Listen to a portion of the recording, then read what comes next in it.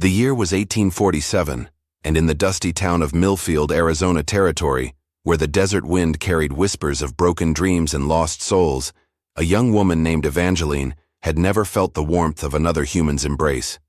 Not once in her 23 years had anyone held her close enough to feel a heartbeat against her chest.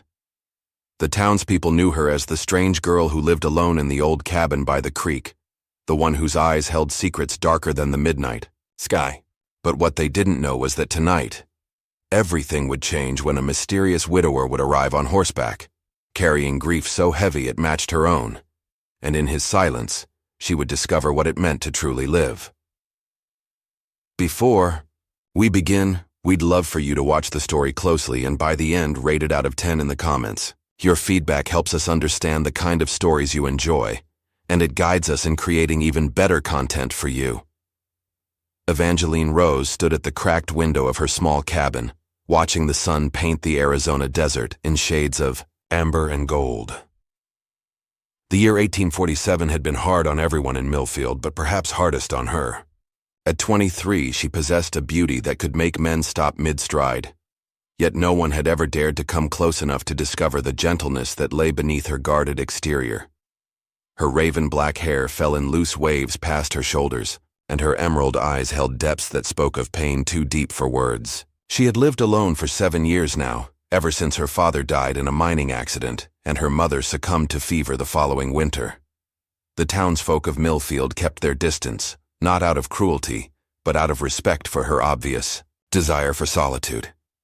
The cabin where Evangeline lived sat on the outskirts of town, near Willow Creek.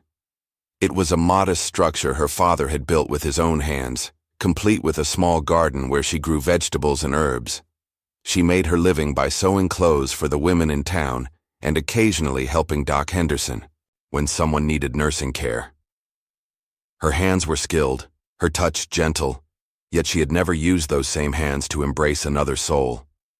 Every morning, Evangeline would wake before dawn and tend to her garden. She would water the tomatoes, pull weeds from around the carrots, and pick the fresh herbs she used for cooking and healing.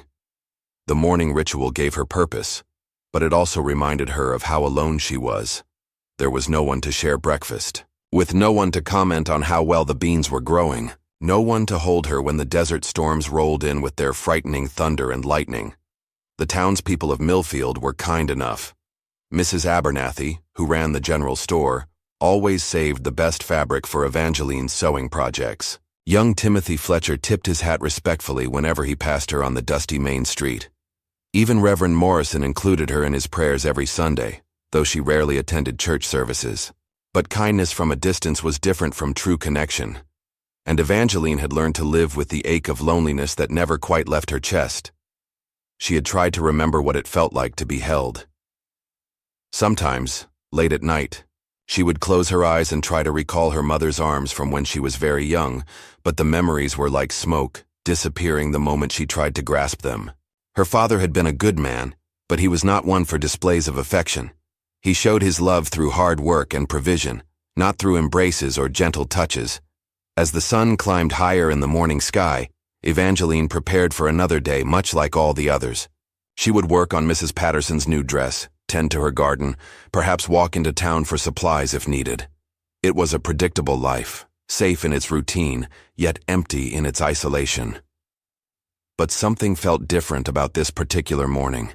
The air seemed to hum with possibility, though Evangeline could not have explained why. She felt restless in a way that was unusual for her, as if something important was about to happen. She tried to shake off the feeling as she braided her hair and prepared for the day ahead. Little did she know that by evening, her world would be forever changed by the arrival of a stranger, whose own heart carried wounds that matched her own. The sound of horse hooves on hard-packed earth broke the evening silence as Evangeline sat on her small porch, mending a tear in one of her dresses. The rider appeared through the dust and fading light like a figure from a dream, tall and broad-shouldered atop a magnificent black stallion. Even from a distance, she could see the weight of sorrow in the way he carried himself, the way his shoulders seemed to bear an invisible burden. The stranger guided his horse to the creek that ran beside her property, dismounting with the fluid grace of a man who had spent countless hours in the saddle. He was perhaps in his mid-30s, with dark hair that touched his collar and a face that spoke of both strength and deep sadness. His clothes were well-made but travel-worn, suggesting he had been riding for many days. Without a word, he allowed his horse to drink from the creek while he filled his canteen. Evangeline found herself unable to look away, though she tried to appear busy with her mending. There was something about the man's silence that drew her attention, something about his careful, deliberate movements that suggested he was carrying more than just travel supplies in his saddlebags. When he finally looked up and their eyes met across the small distance between them, Evangeline felt something shift inside her chest. His eyes were the color of storm clouds, gray and deep, and they held a pain that she recognized because it lived in her own heart. For a long moment, neither of them spoke. The only sounds were the gentle gurgling of the creek and the soft nickering of his horse. "Evening, miss," he said finally, his voice low and rough from disuse. He touched the brim of his hat in a gesture of respect. "Good evening," Evangeline replied, her own voice barely above a whisper. She was not accustomed to conversation with strangers, particularly men who looked at her with such intensity. The man glanced toward the setting sun, then back at her. "I don't suppose you know if there's a place in town where a man might find lodging for the night?" Evangeline considered his question. The town's only boarding house had closed the previous year, when old Mr. Henley died, and the nearest inn was 2 days' ride toward Phoenix. "There's no boarding house anymore," she said. "Most folks who need a place to stay end up sleeping in the livery stable, if Morton doesn't mind." The stranger nodded, accepting this information without complaint. He began to gather his horse's reins, preparing to continue toward town, but something made Evangeline speak again.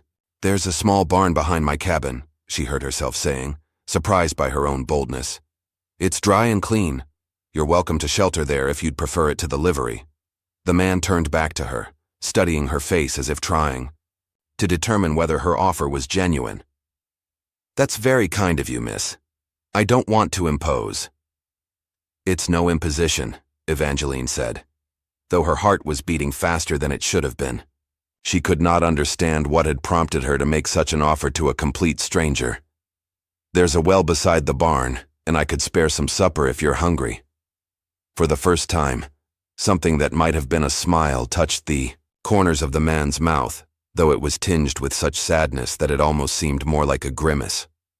"I'd be grateful for both the shelter and the meal, miss. My name is Matthias Thornton." Evangeline rose, she replied, setting down, her mending and rising from her chair. "Follow me, Mr. Thornton. I'll show you where you can settle your horse." As they walked toward the barn together, Evangeline was acutely aware of the man's presence beside her. He was tall enough that she had to tilt her head back to look at his face, and there was a solidity about him that made her feel strangely safe, despite the fact that she knew nothing about him beyond his name. The barn was indeed small but clean, with fresh straw on the floor, and space for his horse to be comfortable. Matthias unsaddled his mount with practiced efficiency, his movements sure and gentle as he tended to the animal's needs. Evangeline found herself watching the care he took with his horse, noting how he spoke to the creature in low, soothing tones. "He's beautiful," she said, admiring the stallion's sleek coat and intelligent eyes. "His name is Thunder," Matthias replied, stroking the horse's neck. "He's been my companion for many years now. We've traveled a long road together." There was something in the way he said it that suggested the road had been difficult, but Evangeline did not pry. Instead, she led him to the well where he could wash the dust from his hands and face before supper. As she prepared the simple meal of beans, cornbread, and dried meat, Evangeline found herself stealing glances at her unexpected guest. He sat at her small table with the quiet patience of a man accustomed to waiting, his hands folded in his lap, his eyes focused on something she could not see.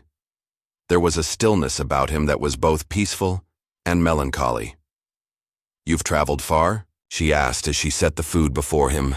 "Very far," he replied, and then, after a pause, "I've been running from ghosts, Miss Rose. Sometimes a man needs to put distance between himself and his memories." Evangeline understood more than he might have expected.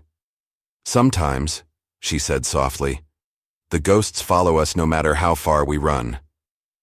Matthias looked up at her then, really looked at her, and she saw recognition in his storm-gray eyes. He saw something in her that matched what she had seen in him. A kinship of souls who had both known loss too deep for ordinary words. They ate, in comfortable silence, each lost in their own thoughts. But for the first time in years, Evangeline did not feel alone. There was something about this quiet stranger that made the ache in her chest feel less sharp, though she could not have explained why. After supper, as Matthias prepared to return to the barn for the night, he paused at the door. Thank you for your kindness, Miss Rose. It's been a long time since anyone showed me such generosity. You're welcome to stay as long as you need, Evangeline found herself saying, though she was not sure what had prompted the offer. Matthias nodded once, a gesture that seemed to carry more weight than simple acknowledgement. Perhaps I will, he said quietly. Perhaps I will. As Evangeline watched him walk back to the barn, she realized that something fundamental had shifted in her small, ordered world. For the first time in 7 years, she was not alone on her property, and the knowledge of another human presence nearby brought her a comfort she had forgotten was possible. She did not yet know that Matthias Thornton carried his own burden of loneliness, or that he had been traveling for months, searching for a place where he might finally lay his grief to rest. She did not know that his wife and young daughter had died of cholera the previous year, leaving him with nothing but an empty house and memories too painful to bear. But somehow, in the quiet understanding that had passed between them over supper, both of them sensed that they had found something they had not even known they were looking for. 3 days passed before either Evangeline or Matthias acknowledged that his stay had extended beyond a single night's shelter. He had made himself useful around the property, repairing a loose board on the porch, fixing the gate to her garden that had been hanging crooked for months, and clearing the brush that had grown up around the well. She had continued to provide meals, finding herself cooking larger portions without quite realizing why. They spoke little during those first days, but their silence was comfortable rather than awkward. Matthias would work in the morning while Evangeline tended her garden or worked on her sewing, and they would come together for meals like two people who had been sharing a table for years rather than days. On the 4th morning, as Evangeline hung clothes on the line behind her cabin, she noticed Matthias sitting beside the creek, staring into the moving water with the same expression of deep sorrow she had seen when he first arrived. Something about his posture, the way his shoulders curved inward as if protecting himself from an invisible blow, made her heart ache with recognition. She had never been one to intrude on another person's private grief, but something drew her toward him. Perhaps it was the way the morning light fell across his dark hair, or perhaps it was simply that she understood the weight of carrying pain alone. Whatever the reason, she found herself walking toward the creek with a cup of coffee in her hands. "I thought you might like some coffee," she said softly, settling herself on the grass beside him. Matthias accepted the cup with a nod of thanks, but his eyes remained fixed on the water. "I had a daughter once," he said suddenly, his voice so quiet she almost missed the words. "She loved to play by the creek near our house. She would spend hours searching for smooth stones and pretty shells." Evangeline said nothing, sensing that he needed to speak more than he needed a response. "Her name was Emma," Matthias continued, and now there was a tremor in his voice that spoke of barely controlled emotion. "She had her mother's laugh and her father's stubborn streak. She would have been 6 years old next month." The word "would" hung in the air between them like a weight, and Evangeline felt her throat tighten with sympathy. She had lost her parents, but she had never lost a child, had never experienced the particular agony that came with outliving someone you had brought into the world. "What happened to her?" she asked gently, though she was not sure she wanted to know the answer. "Cholera," Matthias said, the single word carrying more pain than 1,000 others might have. "It took them both, Emma and my wife, Catherine, within 3 days of each other. I couldn't save them. I couldn't do anything but watch them slip away." Evangeline set down her own coffee cup and, without thinking about what she was doing, reached out to place her hand over his. It was the first time she had voluntarily touched another person in years, and the contact sent a shock of warmth up her arm. Matthias looked down at their joined hands with surprise, then up at her face. "I'm sorry," he said. "I don't know why I told you that. I haven't spoken of them to anyone since I left home." "Don't apologize," Evangeline said, her voice steady despite the emotion she felt. "Sometimes we need to speak their names to keep them alive in our hearts." They sat in silence for a while, her small hand covering his larger one, both of them staring at the creek that reminded him of his daughter's laughter. It was a companionable silence, the kind that exists between people who understand each other, without need for words. "What about you?" Matthias asked eventually. "You're young to be living alone out here. What brought you to such solitude?" Evangeline considered how to answer. She was not used to sharing her story, but something about the way he had opened his heart to her made her want to offer the same honesty in return. "My parents died when I was 16, she said. "My father in a mining accident, my mother of fever the following winter. I've been alone ever since." 7 years, Matthias said, and she could hear him calculating the mathematics of her isolation. 7 years, she confirmed. "I've grown accustomed to it, or I thought I had." "And now?" Evangeline looked at him, taking in the strong line of his jaw, the silver threads that had begun to appear at his temples, the way his gray eyes seemed to see straight through to her soul. "Now I'm not so sure," she admitted. That afternoon, as Evangeline worked in her garden, she was surprised to see Matthias approach with a handful of wildflowers. They were simple desert blooms, nothing fancy, but he had clearly taken care in selecting them. "I thought you might like these," he said, offering them to her with a shyness that seemed at odds with his size and obvious strength. Evangeline accepted the flowers with wonder. No one had ever brought her flowers before, not even when she was young and her parents were alive. The gesture was so unexpected, so purely kind, that she felt tears prick at the corners of her eyes. "They're beautiful," she said, breathing in their subtle fragrance. "Thank you." As she arranged the flowers in a mason jar filled with water, she was aware of Matthias watching her with an expression she could not quite read. There was something in his gaze that made her feel both vulnerable and cherished, as if he saw something in her that she had not known existed. "You should smile more often," he said quietly. "It transforms your whole face." Evangeline felt heat rise in her cheeks, unused to compliments or personal observations. But instead of feeling uncomfortable, she found herself looking forward to the possibility of more such moments, more reasons to smile in his presence. That evening, as they shared supper by lamplight, the conversation flowed more easily than it had in previous days. Matthias told her about his travels, the towns he had passed through, the people he had met along the way. She shared stories about Millfield, about the characters who made up the small town's population, about the changing seasons in the desert that had become her home. As the night grew later, and the conversation grew more intimate, Evangeline found herself studying the lines around Matthias's eyes, the way his hands moved when he spoke, the rare moments when genuine laughter replaced the constant shadow of grief in his expression. She was beginning to understand that what she felt for this man was unlike anything she had experienced before. For his part, Matthias was discovering that the young woman who had offered him shelter was far more complex than he had initially realized. Beneath her quiet exterior, he found intelligence, humor, and a strength that came from having survived loss at a young age. He was also becoming increasingly aware of her physical beauty, the way the lamplight played across her features, the graceful movement of her hands as she spoke. When they finally said goodnight and went their separate ways, Evangeline to her small bedroom and Matthias to the barn, both of them lay awake longer than usual, thinking about the conversation they had shared and the growing connection between them.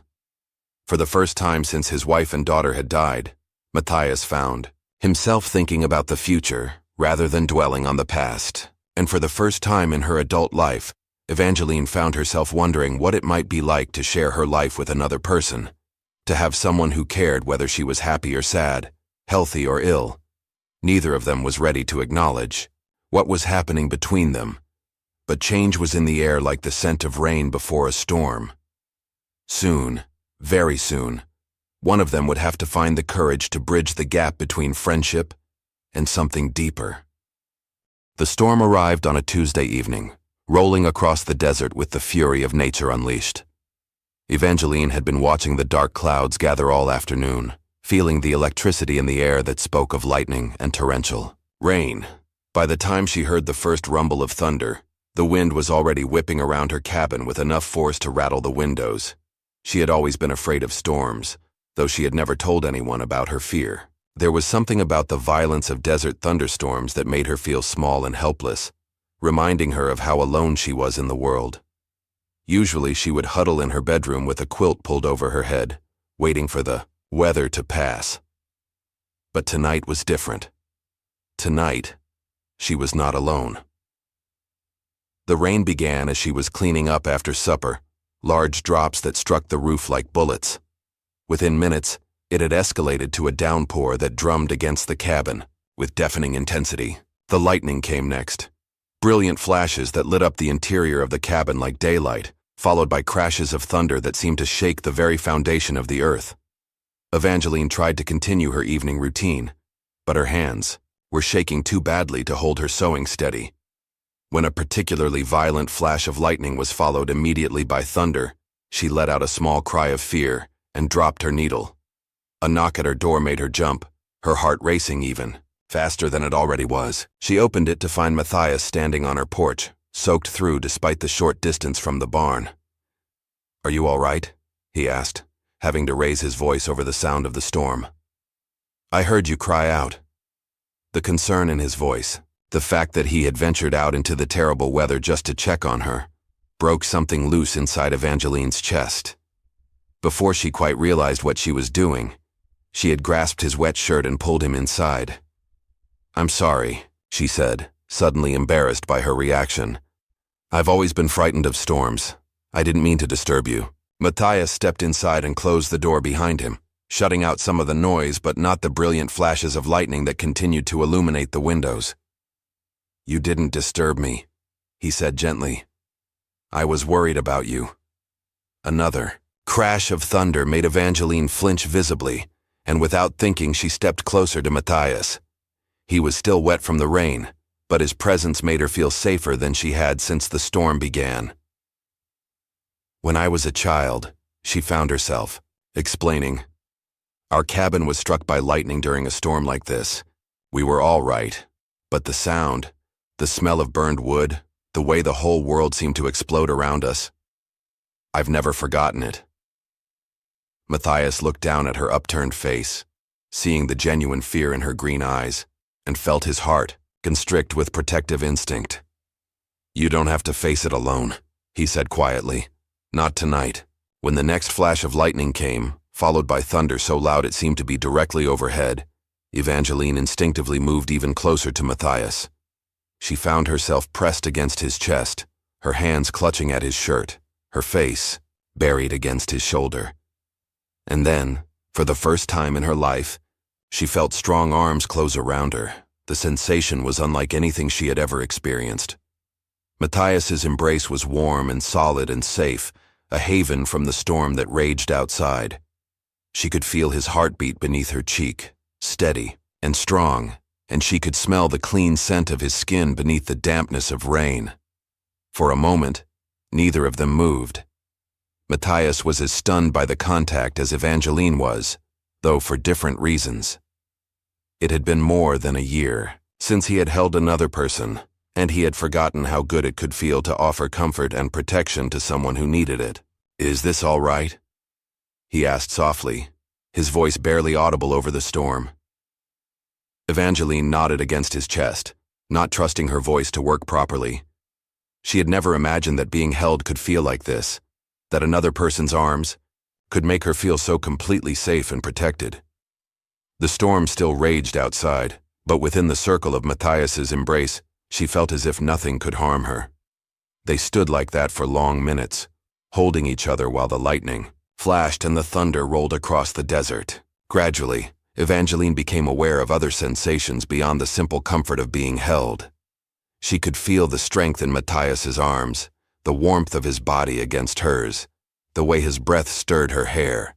When she finally lifted her head to look at him, she found him gazing down at her with an expression she had never seen before. There was tenderness in his storm-gray eyes, but also something deeper, something that made her pulse quicken in a way that had nothing to do with fear. "Evangeline," he said, her name on his lips like a prayer. She did not know who moved first, but somehow the distance between them disappeared. His lips found hers in a kiss that was gentle and hesitant at first, then deeper, as she responded with a passion that surprised them both. It was Evangeline's first kiss, and she had never imagined that such a simple touch could ignite such fire in her veins. Everything she had read about love in the few books she owned had failed to capture the reality of it, the way her entire body seemed to come alive under Matthias's touch. When they finally broke apart, both of them were breathing hard. The storm outside seemed to have quieted somewhat, though neither of them had noticed the change. "I should go," Matthias said, though his arms remained around her waist. I don't want to take advantage." "You're not," Evangeline said quickly. "Please don't go, not tonight." The vulnerability in her voice, the way she looked at him as if he was her anchor in a sea of uncertainty, made Matthias's resolve crumble. He had been telling himself for days that he had no right to feel what he was feeling for this young woman, that his heart was too damaged by grief to offer her anything worthwhile. But standing there in the lamplight, holding her in his arms while the storm gradually spent its fury outside, he realized that perhaps healing was possible after all. Perhaps they could help each other find their way back to the light. "All right," he said softly. "I'll stay." Stowe spent the rest of the evening sitting together on her small sofa, Evangeline curled against Matthias's side with his arm around her shoulders. They talked quietly about their fears, their hopes, their dreams for the future. The storm outside became a distant backdrop to their conversation, no longer frightening but almost comforting in the way it wrapped around them like a cocoon. As the night grew late, Evangeline found herself growing drowsy against Matthias's shoulder. She had never felt so peaceful, so completely at ease with another person. The ache of loneliness that had been her constant companion for 7 years had finally, miraculously, begun to ease. "Sleep," Matthias murmured against her hair. "I'll keep watch." And for the first time since she was 16 years old, Evangeline fell asleep in someone's arms, feeling truly safe and cherished. Outside, the storm moved on across the desert, leaving behind the fresh scent of rain and the promise of new beginnings. Word traveled fast in a town as small as Millfield, and by the end of the week, everyone knew that Evangeline Rose had a man staying on her property.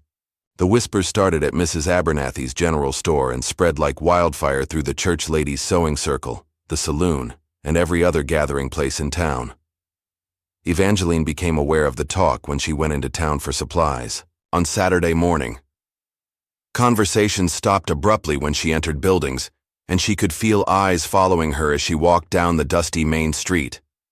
Mrs. Patterson, who had always been friendly when discussing dress orders, was suddenly cool and formal.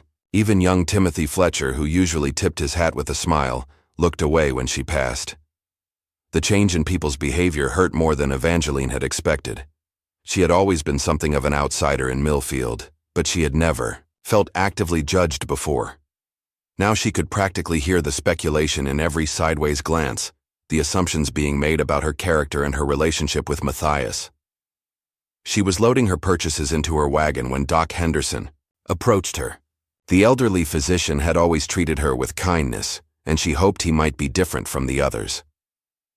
"Evangeline," he said, his voice gentle but concerned. "Might I have a word with you?" She nodded, though her stomach clenched with anxiety about what he might say.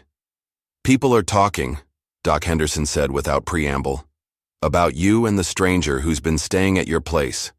I'm not one to judge, but I am concerned about your reputation. A young woman living alone, with a man she's not married to. Well, it doesn't look proper." Evangeline felt heat rise in her cheeks, part embarrassment and part anger. "Mr. Thornton is a guest," she said stiffly. "He needed shelter and I offered it. There's nothing improper about Christian charity." Doc Henderson's expression was kind, but skeptical. "Perhaps not, but appearances matter in a town like this."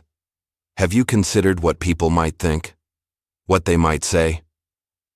I've never cared much what people think, Evangeline replied, though even as she said it, she knew it wasn't entirely true. The disapproval of her neighbors did hurt, more than she wanted to admit. Maybe you should start caring, Doc Henderson said gently. For your own sake, if nothing else. This town can be unforgiving to women who step outside the bounds of what's considered acceptable. As Evangeline drove her wagon home, Doc Henderson's words echoed in her mind. She had always prided herself on her independence, on her ability to live life on her own terms, but she was beginning to understand that even in the frontier territories, where people were supposed to be more accepting of unconventional arrangements, there were still rules about how a woman should behave.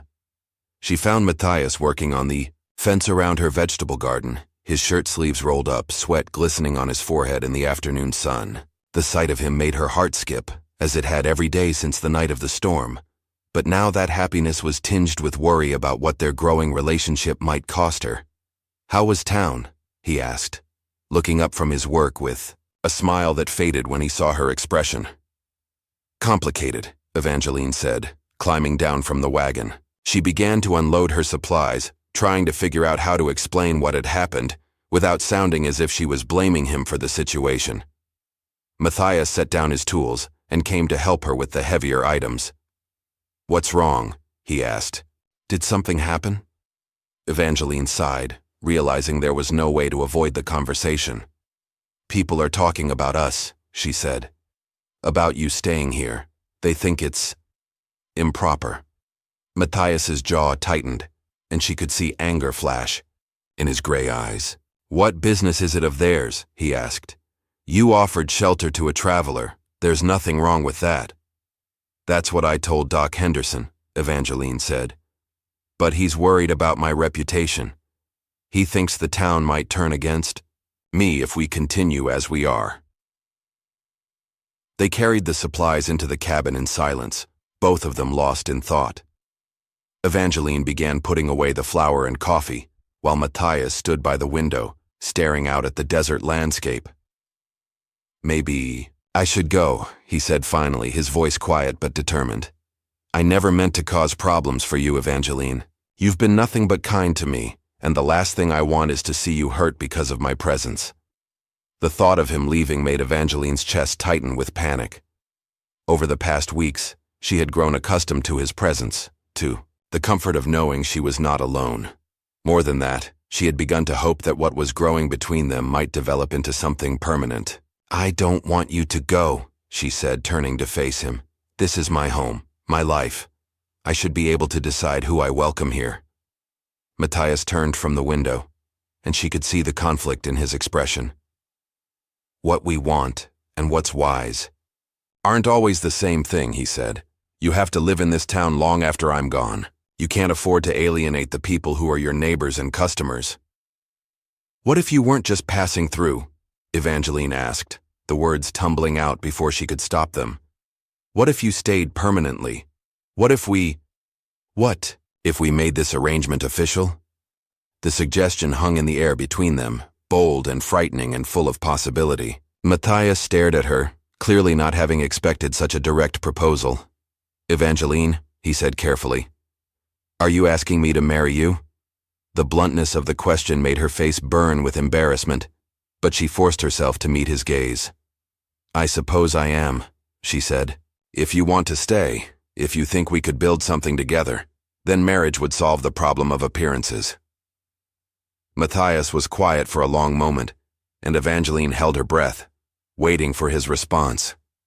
She had never been so forward with anyone in her life, had never imagined herself proposing marriage to a man she had known for less than a month. But the alternative, losing him to the town's disapproval, was unthinkable. "I care about you," Matthias said finally, "more than I thought I could care about anyone again. But marriage is serious, Evangeline. It's not just a solution to gossip. It's a commitment for life." "I know that," she said. "I wouldn't have suggested it if I didn't mean it." Matthias stepped closer to her, close enough that she could see the gold flecks in his gray eyes. "Are you sure?" he asked. "Really sure? because once we take that step, there's no going back.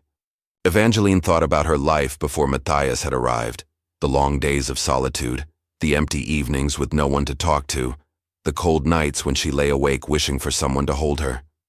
Then she thought about the past weeks, the joy she had found in sharing meals and conversations with him, the way he made her laugh, the safety she felt in his arms.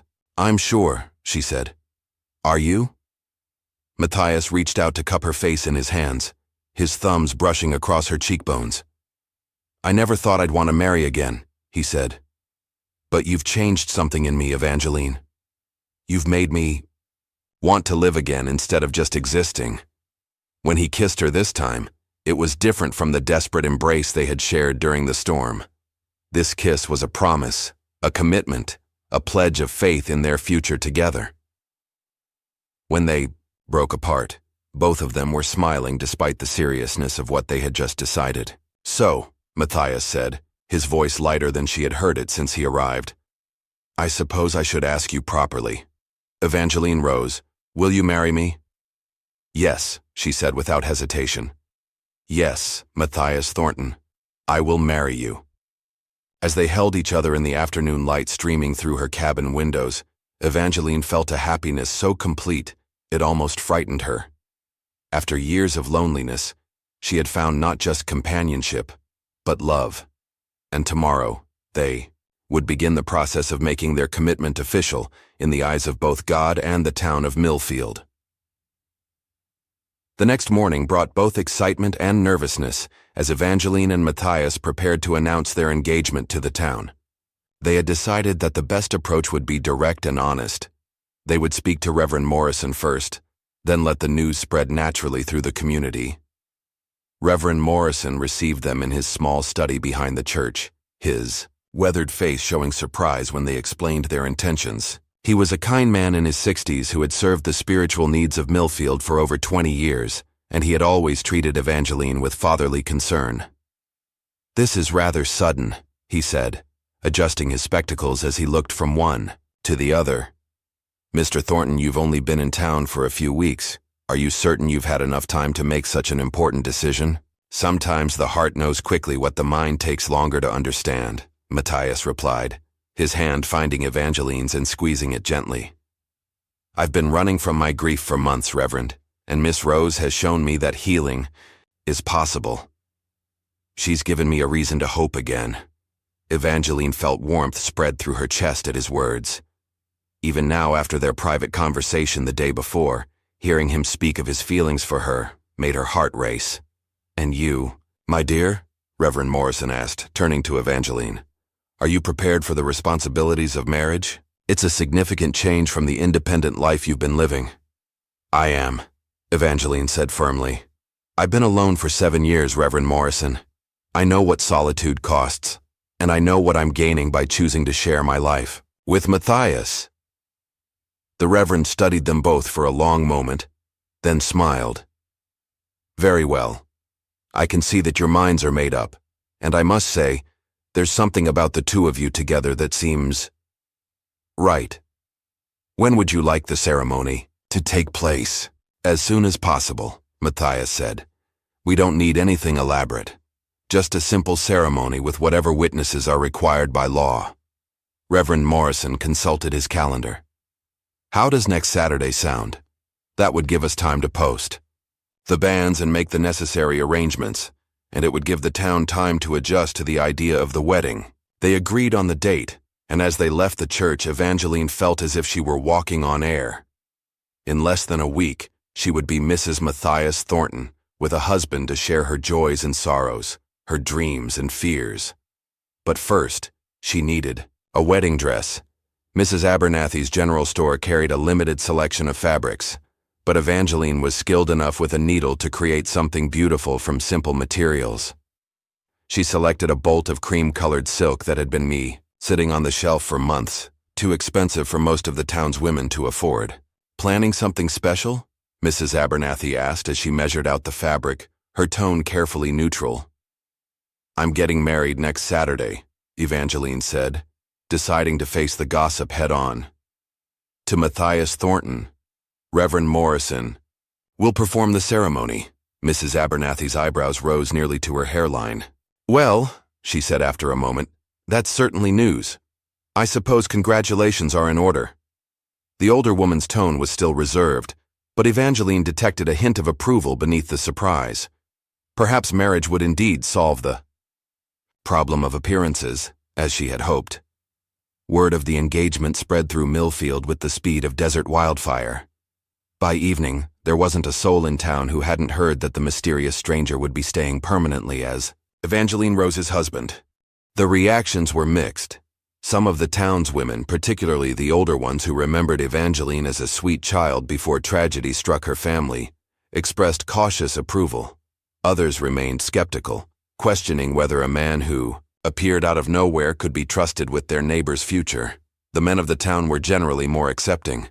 Matthias had proven himself to be hardworking and respectful during his time in Millfield, and several of them had struck up conversations with him when he came to town for supplies. He was clearly educated and well-spoken, and his grief over his lost family was evident to anyone who took the time to look beyond the surface. Doc Henderson stopped by the cabin on Wednesday evening, ostensibly to check on a cut Matthias had sustained while working on the fence, but actually to get a better sense of the man who would soon be his neighbor's husband. "You know," he said as he cleaned and bandaged the minor wound, "Evangeline has been like a daughter to me since her parents died. I feel a responsibility to look out for her welfare." "I understand," Matthias replied calmly. "If I were in your position, I would want to be sure of my intentions as well." "And what are your intentions exactly?" Matthias met the older man's steady gaze without flinching. "To love her, protect her, and build a life with her that honors both our pasts and our future together. She's given me a second chance at happiness, Doc, and I don't intend to waste it." Doc Henderson studied Matthias's face for a long moment, then nodded with satisfaction. "That's what I hoped to hear," he said. "Evangeline deserves happiness. She's had precious little of it in her young life." As the week progressed, Evangeline threw herself into wedding preparations with an energy that surprised even her. She worked late into the night on her dress, creating a simple but elegant design that would be suitable for a frontier wedding. The cream silk was beautiful against her dark hair and fair skin, and she allowed herself a moment of vanity as she admired her reflection in the small mirror. Matthias, meanwhile, had purchased new clothes for the occasion and spent his time making final improvements to the cabin and property. He built new shelves for the kitchen, repaired the roof where it had been leaking, and even constructed a small addition to the barn where he could stable Thunder more comfortably.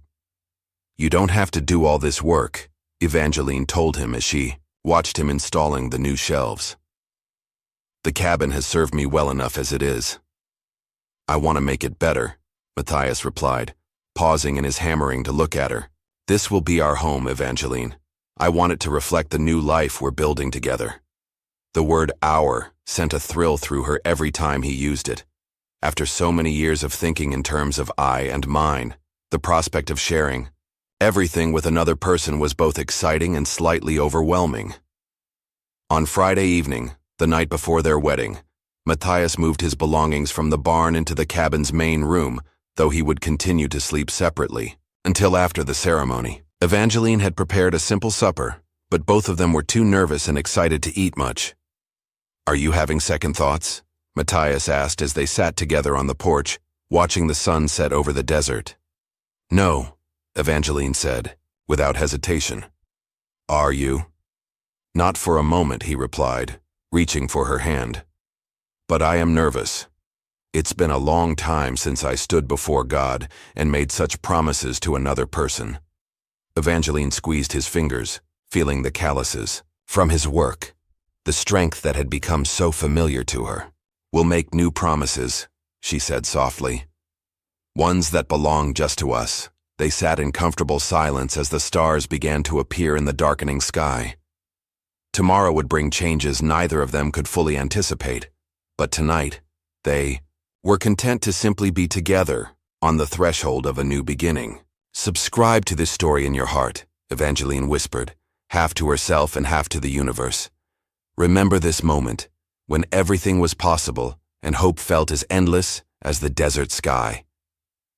Matthias heard her soft words and smiled, understanding the sentiment even if the phrasing was unusual. Tomorrow they would begin their married life together, and whatever challenges lay ahead, they would face them as one. Saturday dawned clear and bright, with the kind of crystalline, desert air that made everything seem sharper and more vivid. Evangeline woke before sunrise, too excited and nervous to sleep any longer. Through her bedroom window, she could see Matthias already up and moving around outside, tending to thunder and completing his morning chores. Today was their wedding day. The ceremony was scheduled for 2 o'clock in the afternoon, which gave Evangeline the morning to prepare. She had washed her hair the night before, and now she brushed it until it shone like black silk before arranging it in a simple but elegant style that would complement her dress. Mrs. Patterson arrived at noon, carrying a bouquet of wildflowers and desert blooms. Despite her initial coolness about the engagement, the older woman had apparently decided to support the marriage. "Every bride needs flowers," she said simply, offering the bouquet to Evangeline. "And someone to help her get ready." Evangeline felt tears prick her eyes at the unexpected kindness. "Thank you," she said. "It means so much to have another woman here today." Mrs. Patterson helped her into the cream silk dress, adjusting the fit and making sure every detail was perfect. The dress was simple but beautiful, with long sleeves and a high neckline that was both modest and flattering. Evangeline had sewn tiny pearl buttons up the back, borrowed from an old dress of her mother's that she had carefully preserved. "You look beautiful, dear," Mrs. Patterson said, stepping back to admire her handiwork. "Your mother would be so proud." The mention of her mother made Evangeline's throat tighten with emotion. She had always imagined that her parents would be present when she married, that her father would walk her down the aisle and her mother would help her prepare. But Mrs. Patterson's presence filled some of that void, and she was grateful for the woman's unexpected support.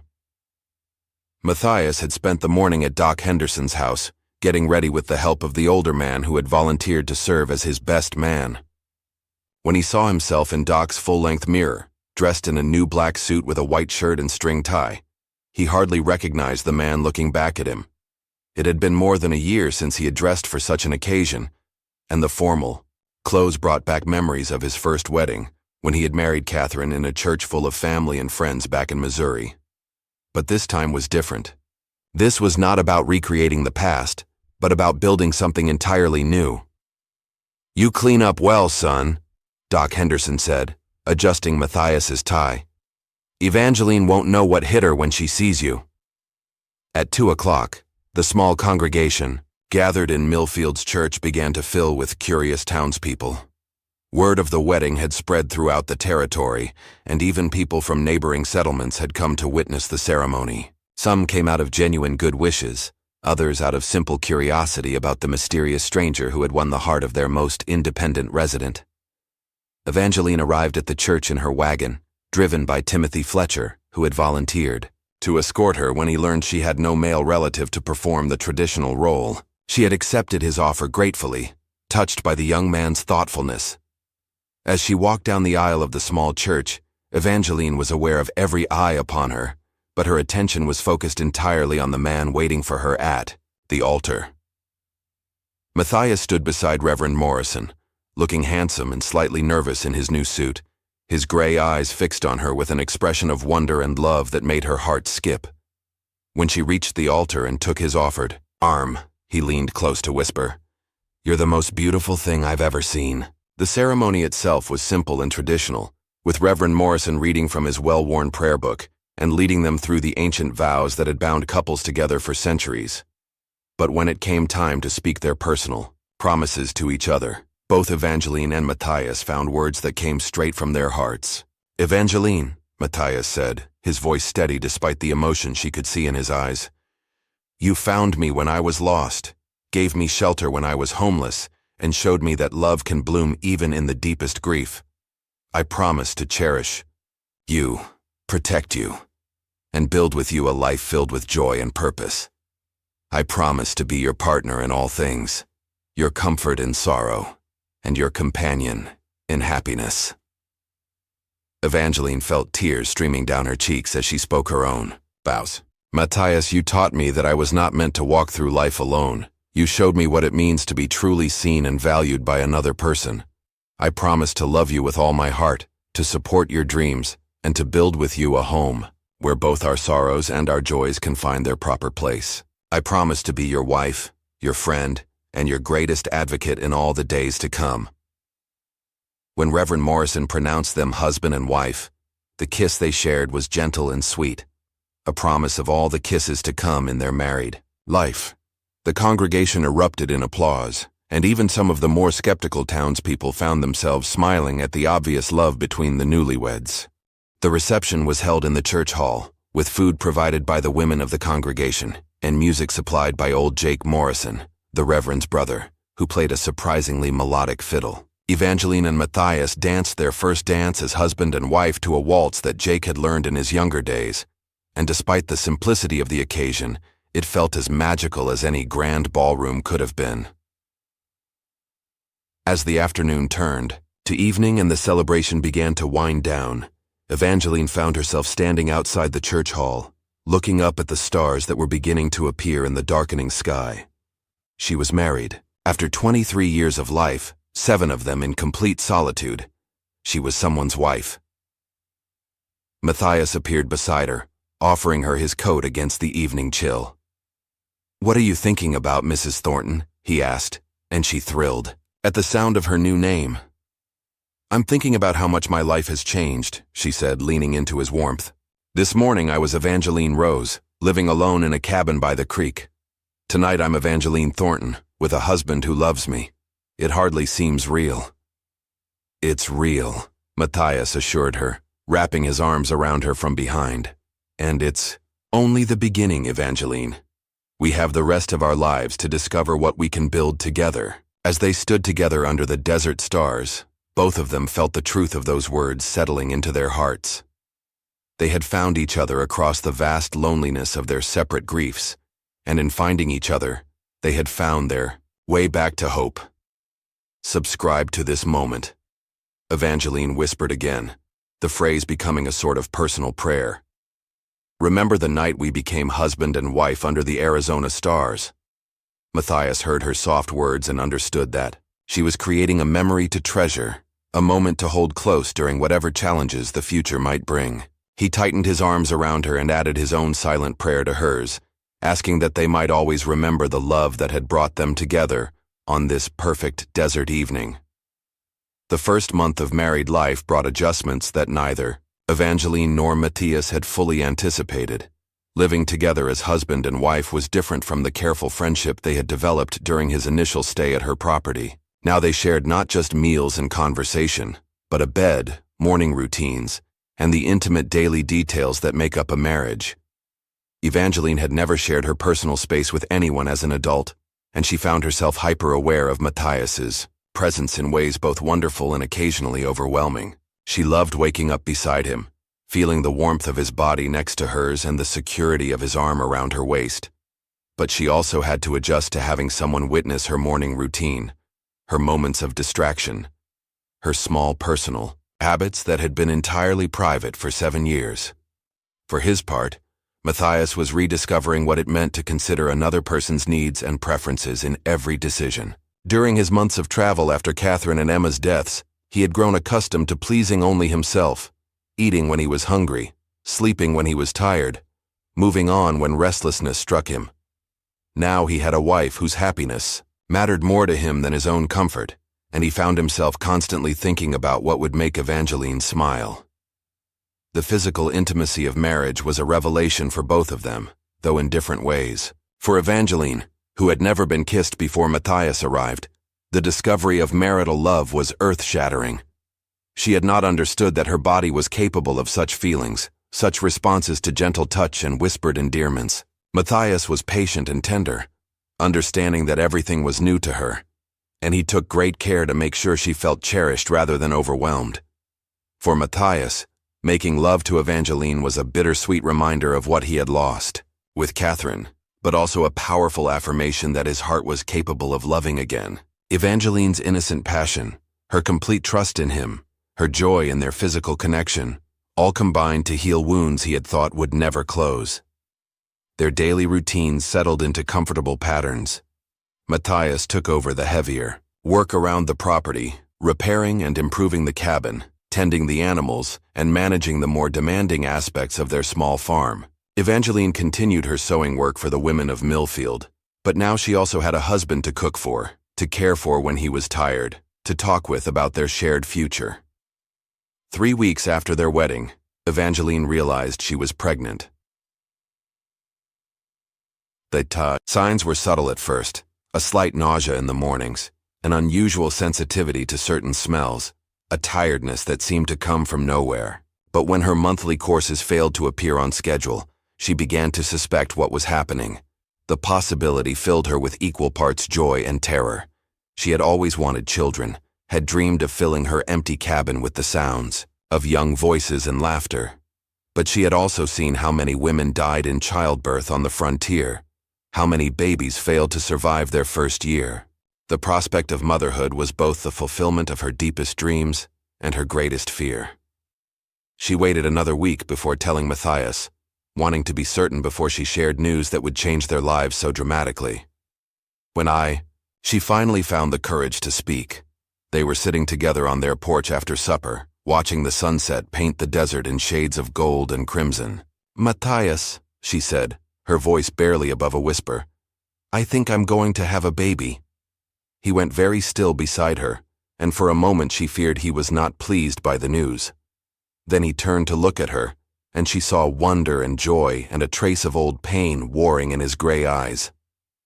"Are you sure?" he asked, his voice hoarse with emotion. "As sure as I can be without seeing Doc Henderson," she replied. "All the signs are there." Matthias was quiet for a long moment, and Evangeline could see him struggling with complex emotions. She knew he was thinking of Emma, the daughter he had lost, and wondering if he could bear to love another child knowing how quickly everything could be taken away. "How do you feel about it?" he asked finally. "Scared," Evangeline admitted. "But happy, so very happy, Matthias. I've wanted this for so long, wanted to have a family of my own.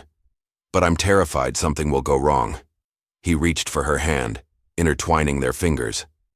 "Nothing will go wrong," he said, and she could hear him trying to convince himself, as much as her. "We'll take every precaution, get the best care available. Doc Henderson delivered half the babies in this territory, and he's never lost a mother or child yet." Over the following days, as the reality of her pregnancy settled, Evangeline found herself thinking constantly about the child growing inside her. She would place her hand over her still flat stomach and try to imagine what the baby would look like. Whether it would have her dark hair or Matthias's gray eyes, whether it would be a son who could help his father with the farm, or a daughter she could teach to sew and cook. Matthias, meanwhile, was struggling with his own complex feelings about impending fatherhood. Part of him was overjoyed at the prospect of holding his own child again, of having the chance to be a father to someone who would grow up knowing his love and protection. But another part of him was terrified of the vulnerability that came with loving so deeply, of opening his heart to the possibility of loss all over again. He began to work with even greater intensity on improving their home and property, driven by a need to provide the safest, most secure environment possible for his wife and coming child. He reinforced the cabin's foundation, installed better windows, and even began planning an addition that would serve as a nursery. Word of Evangeline's pregnancy spread through Millfield with the same speed as news of their engagement had traveled. The reaction was overwhelmingly positive. Pregnancy was seen as the natural and proper outcome of marriage, and even those who had been skeptical of the hasty wedding were pleased to see the union bearing fruit so quickly.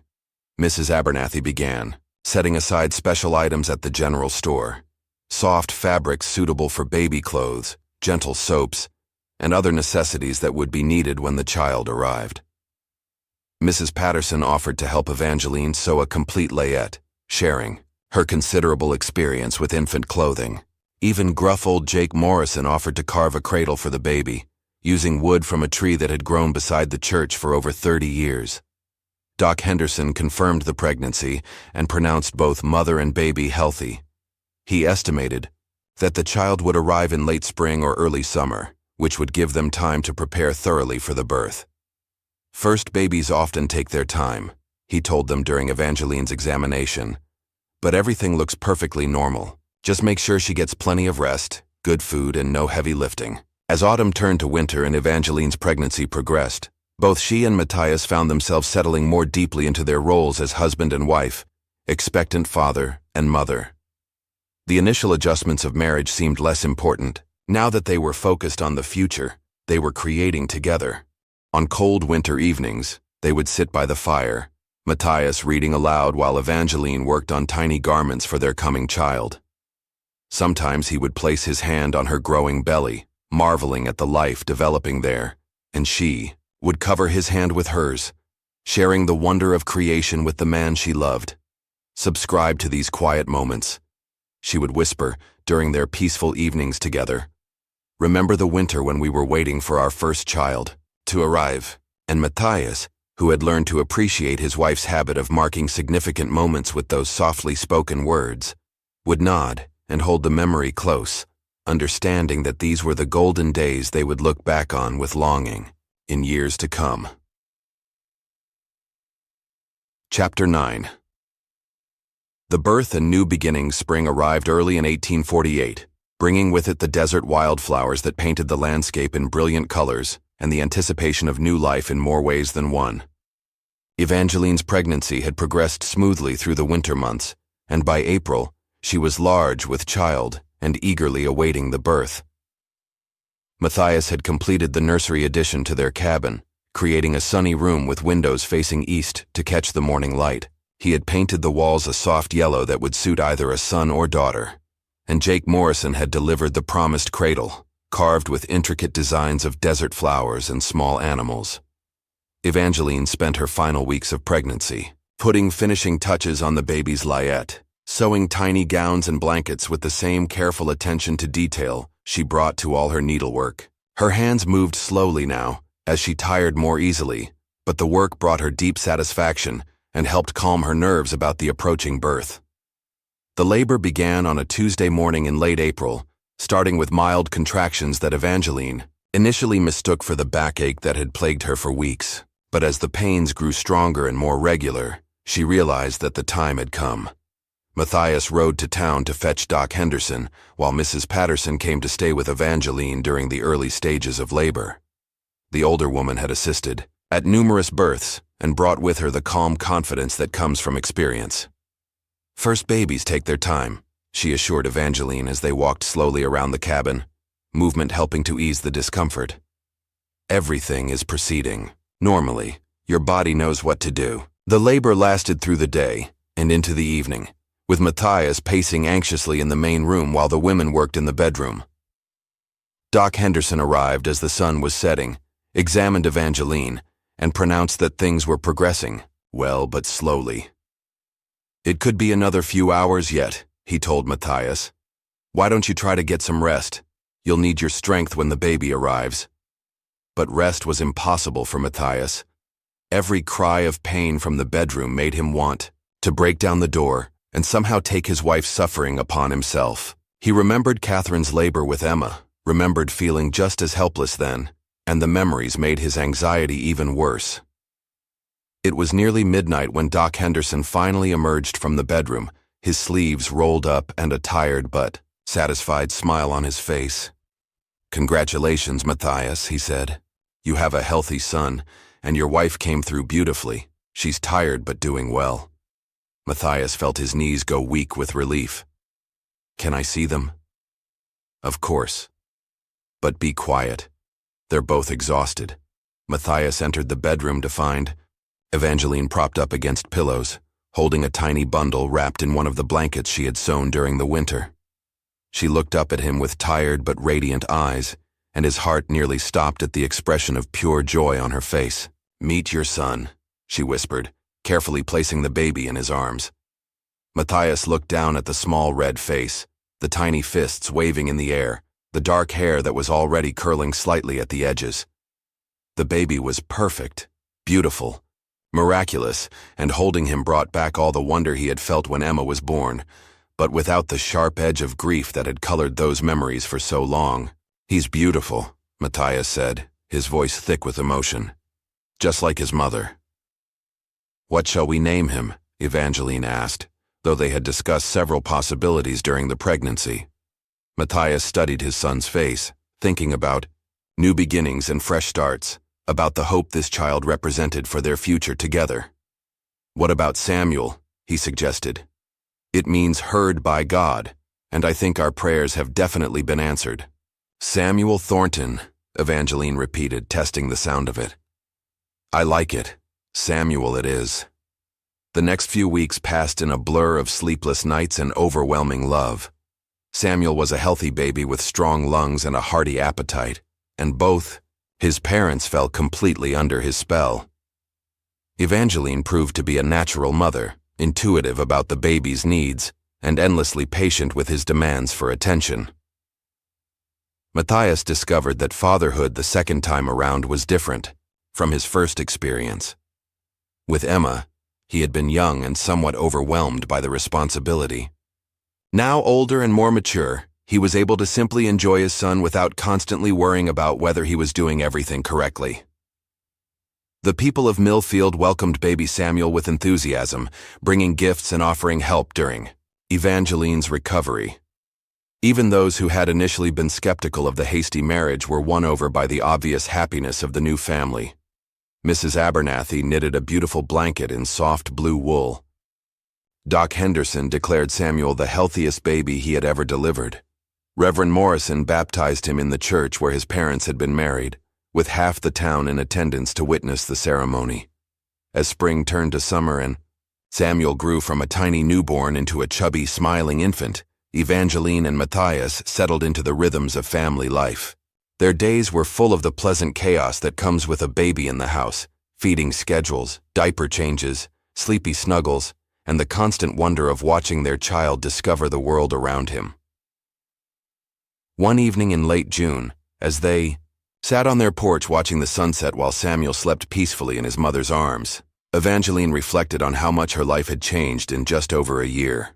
"Do you remember," she said to Matthias, "when you first arrived here? I was so alone, so convinced that I would always be alone." "I remember," Matthias replied, reaching over to stroke Samuel's soft cheek. "I was running from my grief, certain that I would never be happy again. And now look at us," Evangeline said, her voice full of wonder. "We have each other, we have Samuel, we have a future full of possibilities." Matthias leaned over to kiss her forehead, then the baby's. "You saved me, Evangeline. You and Samuel both. You showed me that love doesn't end with loss, that hearts can heal and grow and love again."